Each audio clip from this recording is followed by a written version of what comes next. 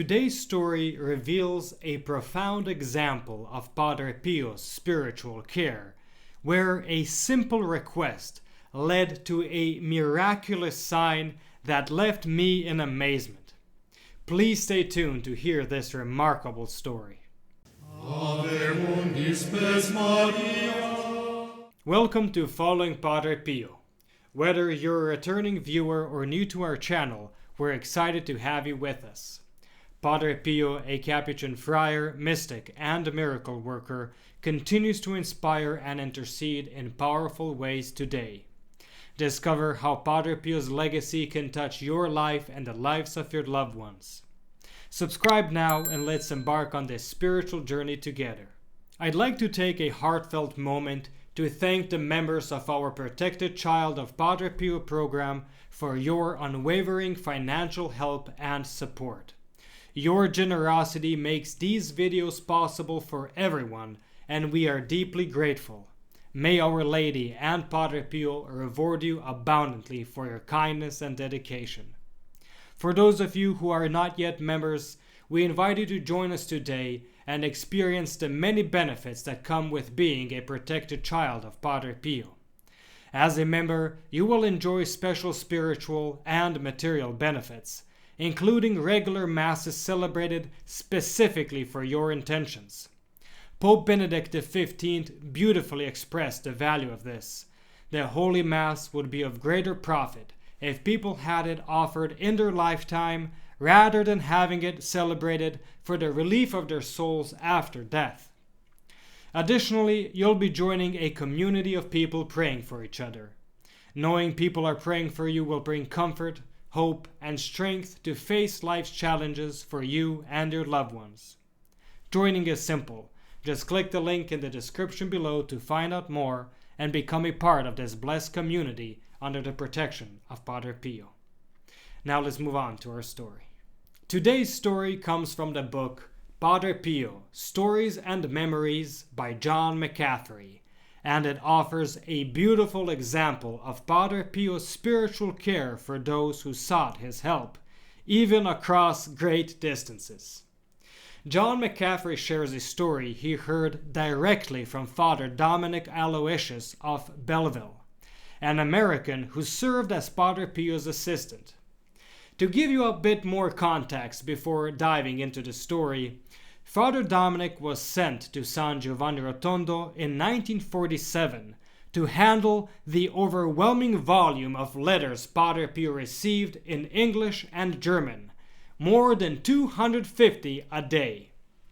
For the next 13 years, Father Dominic worked closely with Padre Pio, sharing many details of Padre Pio's daily life with his family back in Wisconsin and Illinois. Now, that being said, let's dive into one particular promise Padre Pio made to Father Dominic and how he fulfilled it in the most incredible way. Listen to this. On one of his trips back to the United States, Father Dominic shared the story of how Padre Pio had fulfilled a promise made to a bishop that he would be with him at the hour of his death. Just a quick side note, I covered this story Father Dominic mentioned in a previous video some time ago. You can find the link in the description below. It's a great story. Father Dominic's own father, Mr. Mayer, remained silent for some time after hearing the story. Then he made a simple yet heavy request to his son. "Son, you know Padre Pio well. You are his friend. Could you ask Padre Pio to come and be with me when my time comes?" Father Dominic promised, but later shared how uncomfortable and embarrassed he felt when, back in San Giovanni Rotondo, he had to approach Padre Pio with the request. But, as McCaffery notes, a father is a father and a promise is a promise. So, at the first opportunity he found himself alone with Padre Pio, he explained, apologized, and made the request. You can imagine the scene.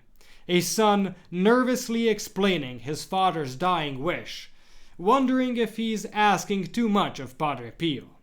But Padre Pio didn't scold or dismiss him. He simply looked at Father Dominic with understanding and nodded silently. No grand gestures, no promises in return, just a quiet nod of agreement. Just 2 days later, while Father Dominic was preparing to travel back to his homeland, he received a telegram with the news of his father's death. By the time he arrived in the US, his father had already been buried. Mr. Mayer had died at the home of his married daughter. When Father Dominic asked his sister about the circumstances surrounding their father's death, this is what she told him. When the weather was nice, she and her husband would bring Mr. Mayer outside in the afternoon, leaving him comfortably seated on the porch to enjoy the sun. At this point, he could no longer walk on his own. So, on that day, they could not believe their eyes when they went to the porch to help him back to his room and found he was no longer there. They had not heard a single step, nor the door opening or closing. This is where things get truly remarkable. They rushed to their father's room and indeed found him there, lying peacefully on the bed, with his eyes closed and his mouth slightly open. "And you know, Dominic," said his sister, "we saw a host on his tongue." I'll give you a second to let that sink in. A host on his tongue. End of story. As with many Padre Pio stories, we are left with more wonder than answers. But what's clear is that Padre Pio, through his silent nod, kept his promise and was with Mr. Mayer at the most crucial moment, honoring the commitment made to his son. This remarkable story reminds us of the profound importance of spiritual care for our loved ones. As we reflect on this, let's remember to arrange for a priest to be present and administer the last rites for those we care about. It's a vital part of our faith, ensuring that our loved ones receive the spiritual support they need at life's end. Let's not overlook this precious responsibility. And finally, may Our Lady and Padre Pio be with us when our time comes, guiding us as we journey to our eternal home. Thank you so much for watching, and stay tuned for the next video on the life of Padre Pio.